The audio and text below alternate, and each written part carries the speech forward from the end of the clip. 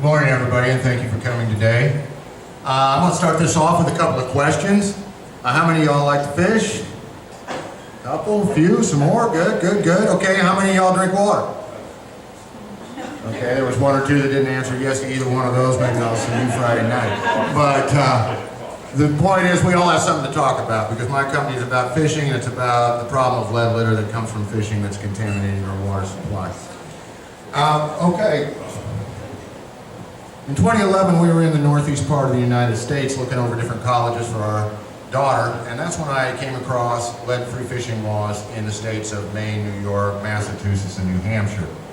And this is when I became aware of the problem. These laws were enacted largely for the protection of this beautiful bird right here, the American loon, because a direct link was shown between the decline of the loon and the ingestion of small lead from fishing, lead litter from fishing.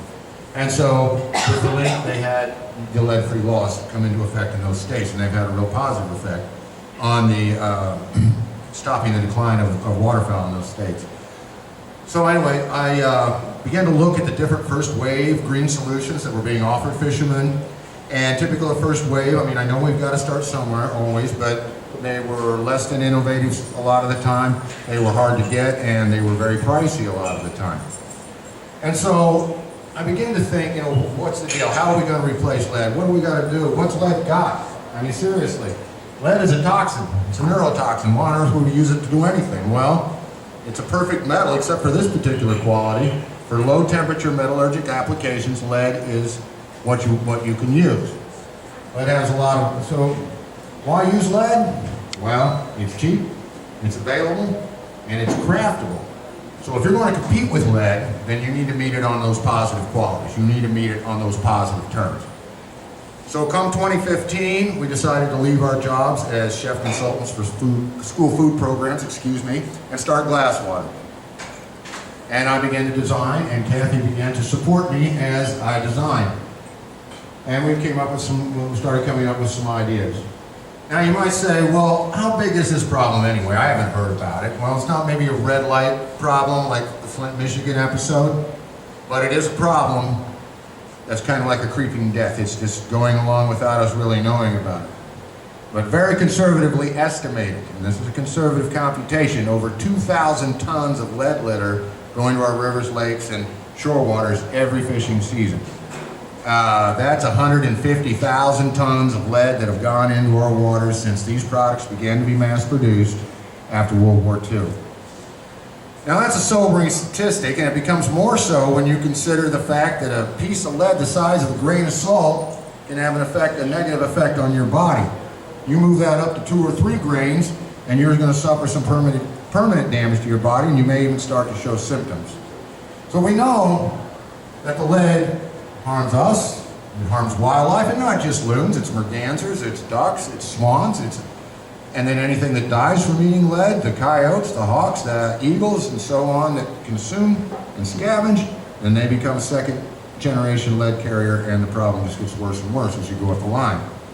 But probably most important, these guys right here. We all know that children are more susceptible to toxins than we are. And I don't want to tell this young man right here that he has to handle a neurotoxin just so he can go out and catch a few fish. All right? Now, I know the old, we used to bite lead shot and we used to hold the sinkers in our mouth while we were tying them down. And I know the old, I survived childhood argument. I used to bite the shot, I used to hold the sinkers in my mouth, and my wife would say you'd probably be a lot smarter today had you not done that. But there's no way really to test or tell, right?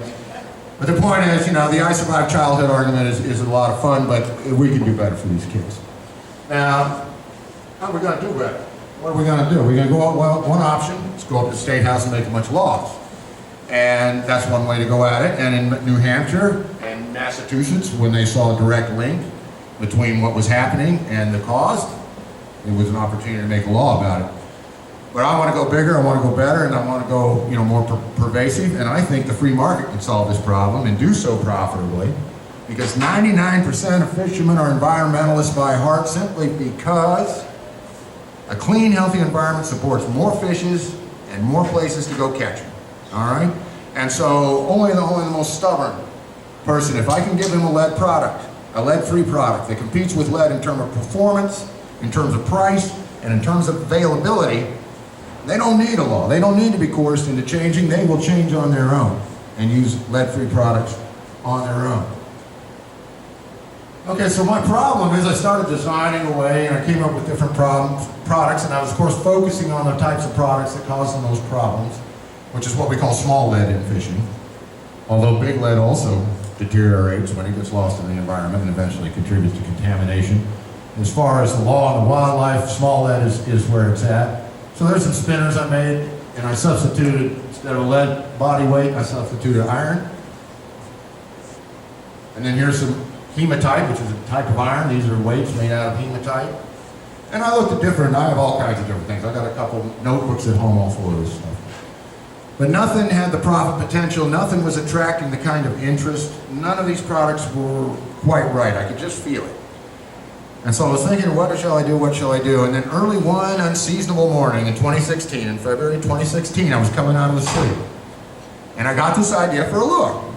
And I ran down to my bench, and I tied it up, and that's what I came up with. And I took that down to the pond, and I swished it around the shallows, and I loved the action on it. And I mean, my hands were shaking. I threw it out. I took 2 turns of the reel handle. The next thing you know, wham, 15-inch crappie slams it, all right? And I knew right then Providence had spoken to me.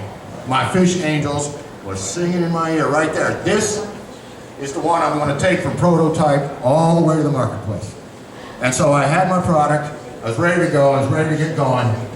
Ladies and gentlemen, I give you Angle King. Angle King catches them all. Bass. I got an angle on it. Pike. The angler's angle. Walleye. Found my angle. Crappie. Just playing the angles. White bass. Wipers and stripers. You chase predatory game fish. Now you've got a new angle. The angler's angle. Angle King. All right, try and tell me that wasn't cool. Now, who wants to go fishing now, right? Alrighty, so you might say, okay, that's a really fun fishing lure, but do we really need another fishing lure? Absolutely, yes, we need another fishing lure, because fishermen love to buy lures, first of all, just like some people like to buy shoes or cars or what have you. Also, fishermen always want to have that extra option in his box, because you know what, folks? Fish can be darn hard to catch sometimes.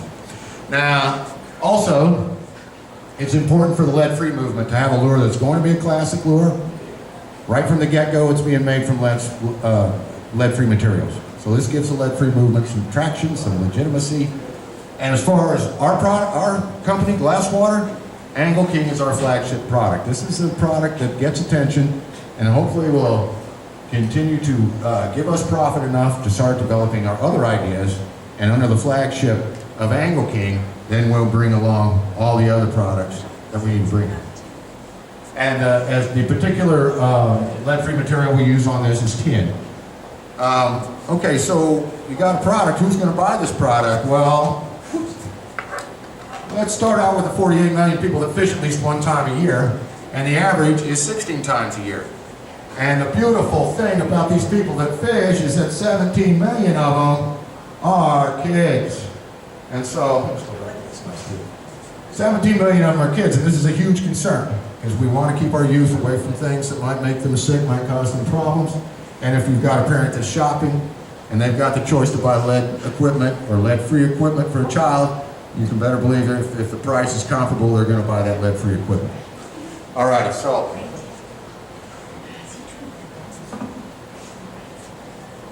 All right, so children.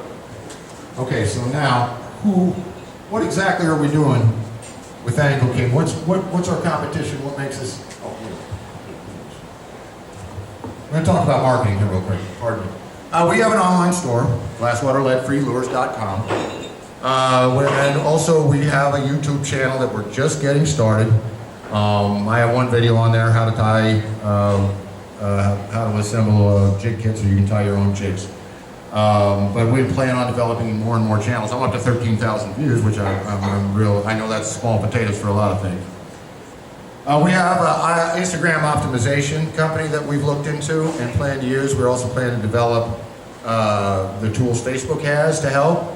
As far as getting the word out there, until we can afford to get a pro, until we can afford to sponsor somebody to take these to the tournaments and fish with them in a big way, what we've come up with here is we send them out to guides.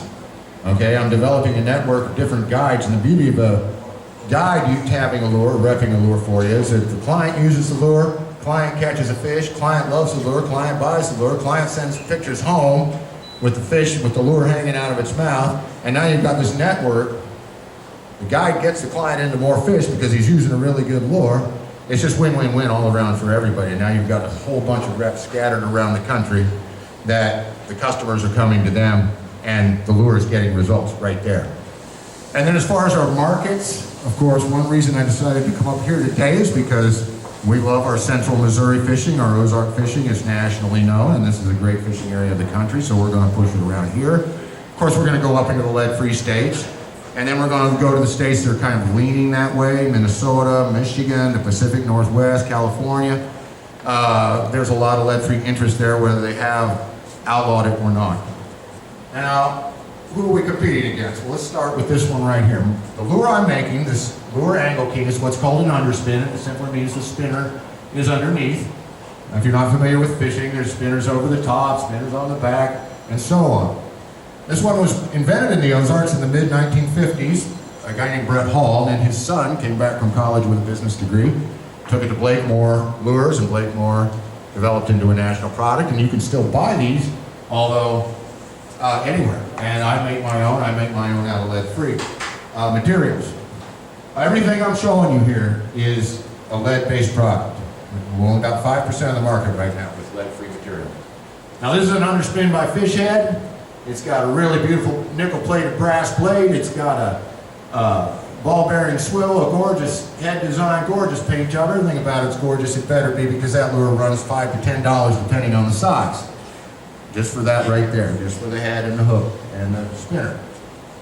But mine's got two blades on it, and there are some other underspins with 2 blades, but for example, this design is basically just an overhead spinner that's been turned upside down. And I'm here to tell you, if you reel this thing too fast, it's going to keel. It's going to want to try to right itself. And this one is based on an old-time design. We used to call these twin spins, once again, it's basically a twin spin that's been turned upside down, and it has the same difficulty. If you move it too quickly, it's going to want to right itself, it's going to run, it's going to keel. And I hope you notice all these designs use one type of spinner. They all use a willow leaf. That's because it has the least resistance in the water, and it makes it easier to get your dynamics to work out. So here's our bait. Our bait has 2 blades in a line. We're the only company that's making one off the nose like this. And this provides us not only with double the flash, double the hydraulic sound, but it allows the blades to interact with one another. And then instead of 1 line ties, I went ahead and put 3 on it, and that's where it gets its name, Angle King. Because if you tie up here to the front, it'll run horizontally, and you can reel this as fast as that reel. You know, we've got those 9-to-1 reels now. You can reel it as fast as you can turn the handle. This thing will fly right along without keeling. You want to reel it really slow, you put it to the very back, and you can reel this. It'll be creeping along super slow. We've been having really good luck this winter with these, moving them super slow and catching a lot of bass. Middle tie, middle speed, just throw it out and bring it back. You do not have to be an expert to use this bait. But the greatest thing about the double blade setup is, as I said before, the blades interact. That interaction is called clack effect. And if I could ask you to listen to this really quickly. Okay, that's actual noise coming off that spinner. This blade is hitting against the swivel on that blade. It's still turning, still giving me flash and vibration. But as they turn together, all right, and this fabulous sound draws fish to the lure. And this is really good in pressured waters, high pressured lakes and so on. Now here I am with my buddy Tom. Wham! Fishing right in the weeds. I got this little girl that comes right out of the weeds and smack that thing.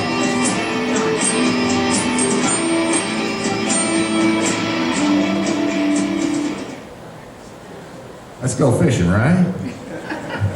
But that was a great spot. That was a great situation because we were fishing in some weed beds. He's punching through with a plastic worm. I just threw down the edge just to see, and boy, she just came charging out of there. And I caught 2 or 3 more like that day. It's a great effect and for the pressured waters for any place where the bass are in a tough spot and hard to come by. Alrighty, so here we are.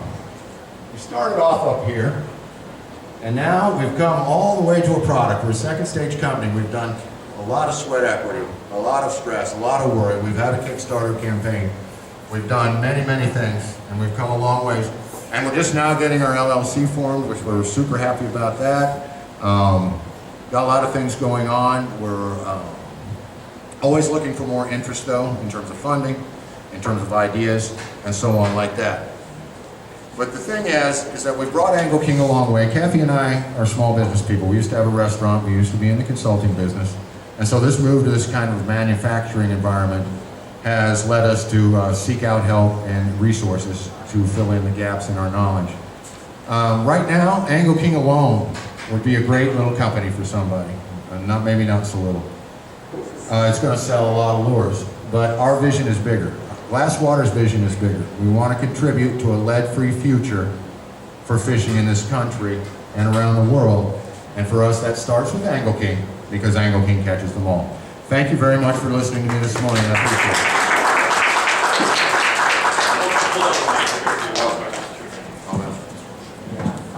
Okay, so thank you very much. Do we have questions? Start with Mary over there. Please wait for the microphone. Have you contacted the Boy and Girl Scouts of America or the 4-H Clubs of America? We have not, but that was just put on our list of things we need to do.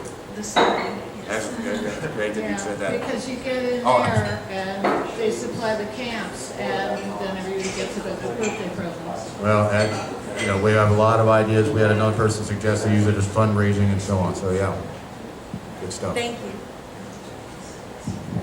Other questions? Oh, here we go. How did you develop did you have a scientific background, or how did you develop the ability to go to your bench and make this happen? Well, I started fishing when I was 3. I'm almost 56 now. Started tying, making my own jigs when I was 9. My mama gave me a little pan that I could ruin, and I'd sit there over the stove with my pot of lead and pour it in the molds and make my own jig heads, because us kids fished from shore and we lost a lot of bugs. And we didn't have the money to go to TG&Y and replace them, so I started making bugs. And I started working with spinners and this and that and the other thing. And there's been hiatuses where I didn't do a lot of tackle crafting, but that's where it came from. Yeah, I just started doing it, and it's just something fun that fishermen do. It's a hobby. We tinker and we fool around, and some of us are just geeks about tackle. I'm one of them. More questions? Anyone? I'm sorry, I wasn't very clear on what your ask was, or right here, you're presenting this, what was your ask? Well, how can we help you? Oh, how can we help you? Okay. Well, we're just starting, to generate investor interest, and so we're always looking for angel funding. And also, I have a lot of questions about finishing up products, marketing products. I have a more grassroots marketing strategy. And let's say we outgrow that and need, some different types of marketing. Where do you go after you've exploited all your grassroots options? I'm really fascinated with production processes, because I have 2 or 3 products that are that close to being done. If I can just get the right product, they're not a good hand build. They need to be done by machine. And it's a really simple process, what I need the machine to do. But I've yet to come across a machinist or an expert or somebody that says, oh, go talk to Charlie at such and such, and he'll show you. So there's a lot of things like that we're looking at. How many are you selling right now? We just got the bait a week before Christmas, and so we sold a couple hundred. And we're really, right now, we've had a big setback because, and from what I've read, this happens to a lot of small companies. But I had a supplier tell me a date he'd be ready, and we put our resources into launching on that date, and he didn't show up with the part until 9 weeks later. So that was 2 months of profit, 2 months of sales, right through the prime fall fishing out. So right now we're kind of stuck in terms of funding, as far as generating marketing funding and supply. Our emphasis more is on developing a coherent business plan to attract investment and plan out our marketing schemes once we proceed past the ones I mentioned in my presentation. You ever watch Shark Tank? Oh yeah, I watch Shark Tank. So you know what you need to go in front of them with sales and all that good stuff. Yeah, they like people with lots and lots of traction, and you know that's fine. I'm, you know, right now I just need this bait everywhere I go. All I got to do is open the box, you know, and I sell a lot of them. And you know, when I took it to the first company, the first producer I took it to, he looked at it. He's been making bait since in 1987, and he said it was the most original thing he'd seen in 15 years. And he said, frankly, I think your product's going to be making them fast enough. And so he sent me up to a bigger company, and that's why I was working with Hook Solutions over here in Warsaw, Missouri, right here by Truman Lake, and he sent me on up to Cast Industries in Springfield, Illinois. So I've got high hopes for it, but I haven't been able to get out and try my marketing yet because of my resource So we situation. need help getting the word out. I would say really just focus 100% on the storytelling piece of it.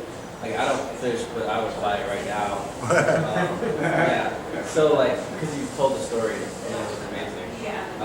About lead free. Well, thank you. Fishing. So if you really just focus 100% on just telling that story, whether it's visual, videos, like you're doing like your YouTube stuff, 100% on that, and that's how you gain traction. Because traction is the only thing that matters. That's right. I agree. I absolutely agree. And if you have any more ideas, this is, you know, I got that same advice.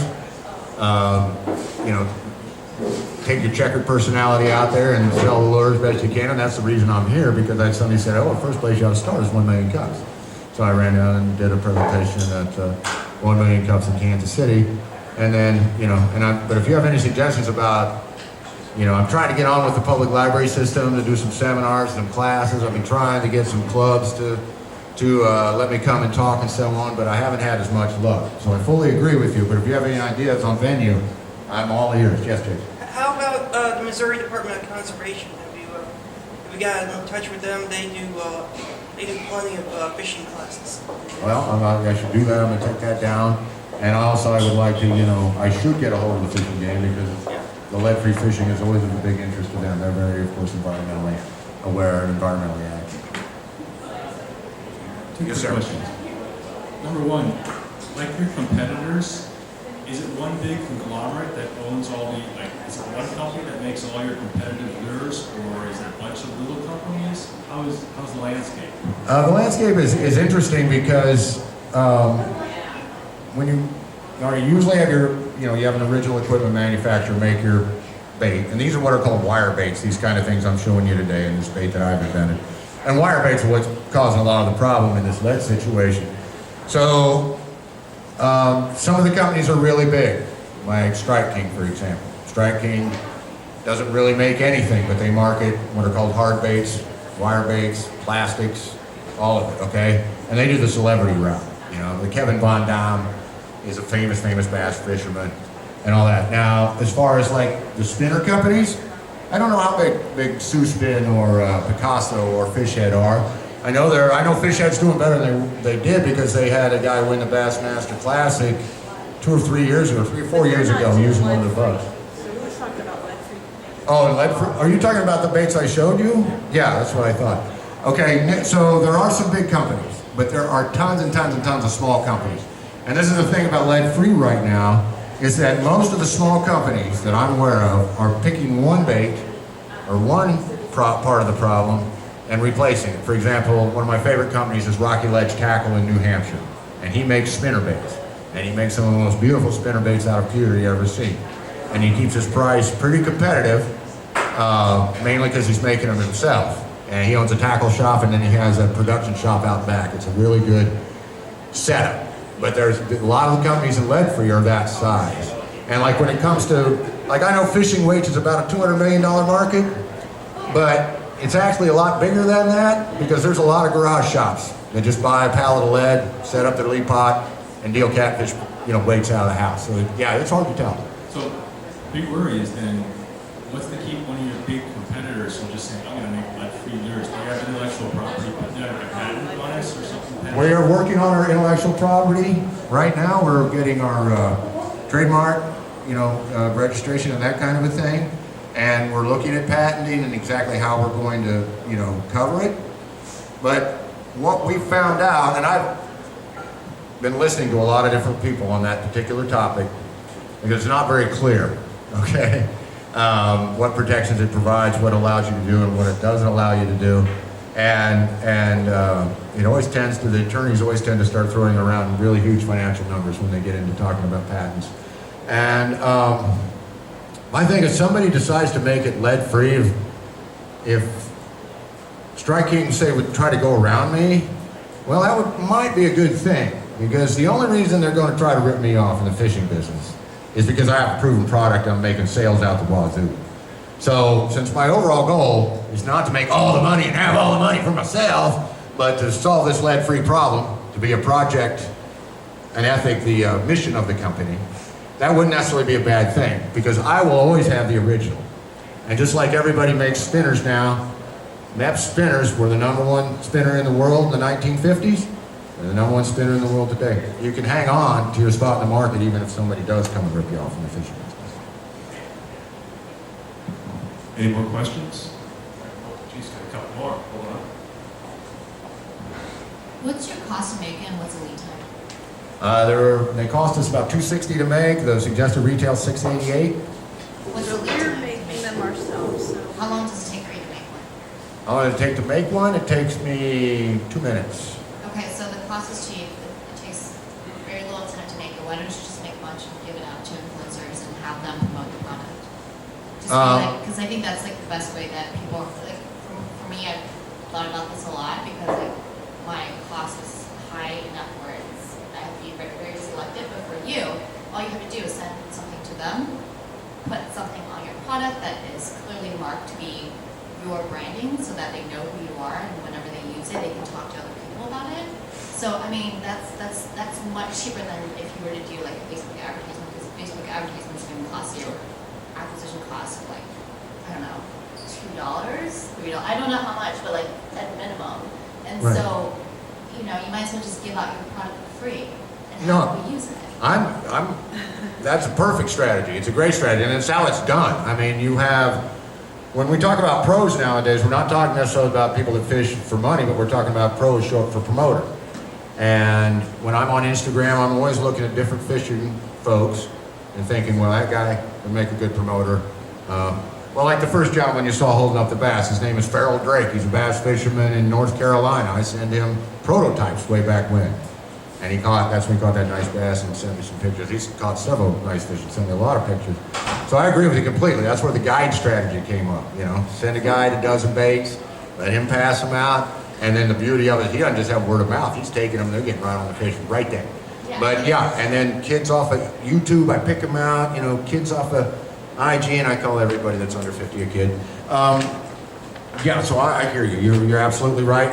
But right now I am struggling to just, pay my house payment and this kind of stuff, because we've taken kind of a double hit, not from the supplier, and also we had Kathy had one of her contracts dry up, so we've since replaced it, but we're kind of in recovery mode. So it's not that I haven't thought of these things. A lot of times, it's like, why haven't you done this? Well, it's not because I didn't think of it. Usually because of the do-re-mi, so. Yeah. You've got last question. Do you have product now that's ready to go? Right there's a box full of it. Okay, have you talked to Cabela's or North Face about doing a presentation there? And those kids on YouTube, how about you get them to do the videos for you? I've YouTube videos are I've gonna appeared. go viral with kids. Yeah, I absolutely agree on.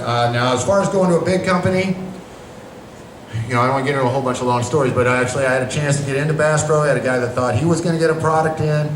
He said he'd let me ride coattail with him.